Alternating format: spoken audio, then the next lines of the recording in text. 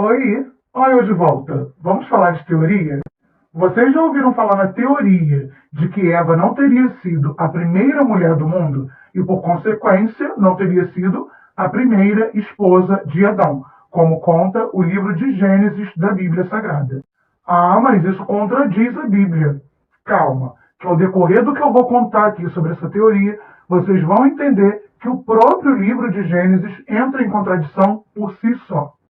Segundo teorias, existe um livro apócrifo que conta a história de uma primeira mulher antes de Eva.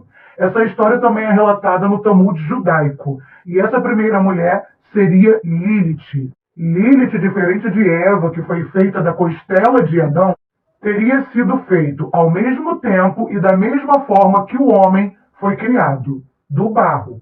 E essa similaridade fazia com que Lilith e Adão vivessem em constante conflito, principalmente sobre quem tinha mais poder sobre quem.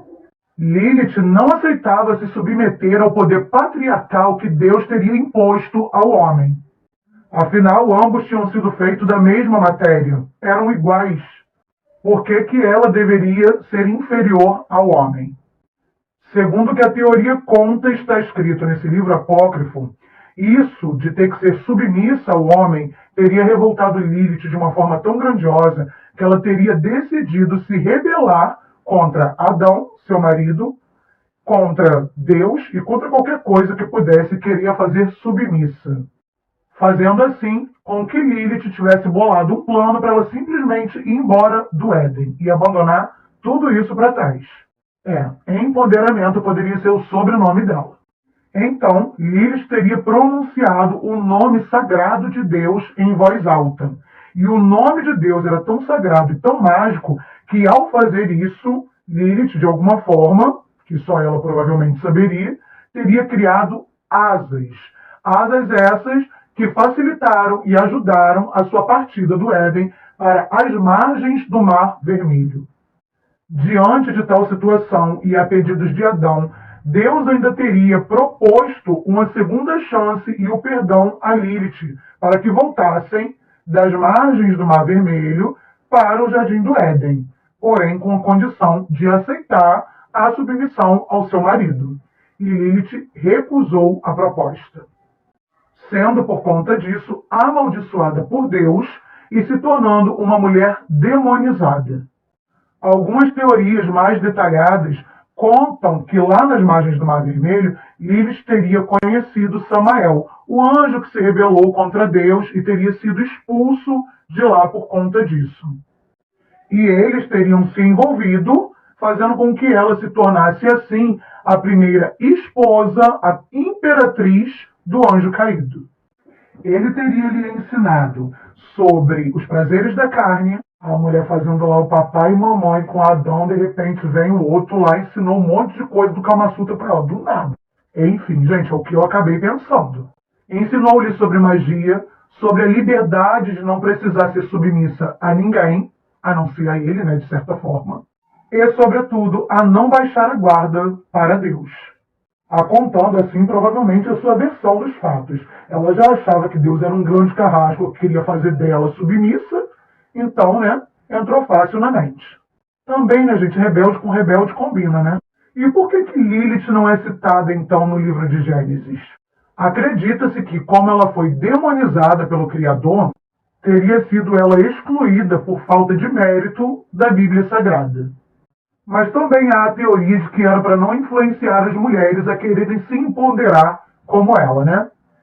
Fazendo assim com que as mulheres aceitem e se conformem de cara com a submissão que a Bíblia impõe às mulheres.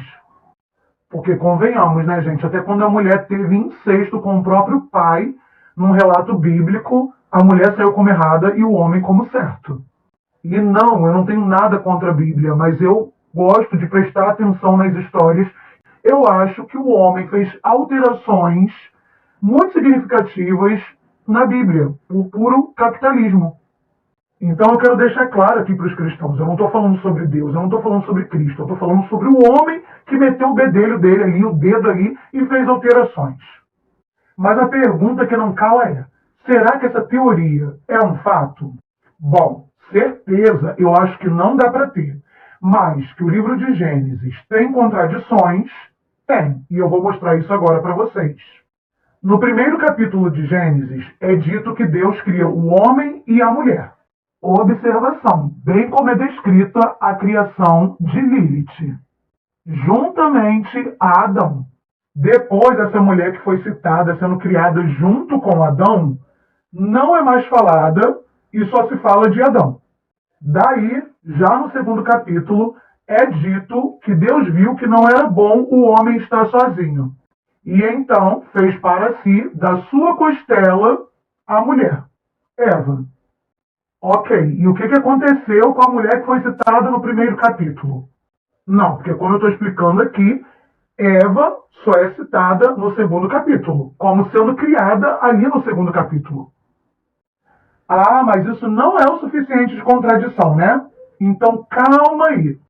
Adão, vendo a mulher que teria sido feita da sua costela, teria dito: esta sim é ossos dos meus ossos e carne da minha carne.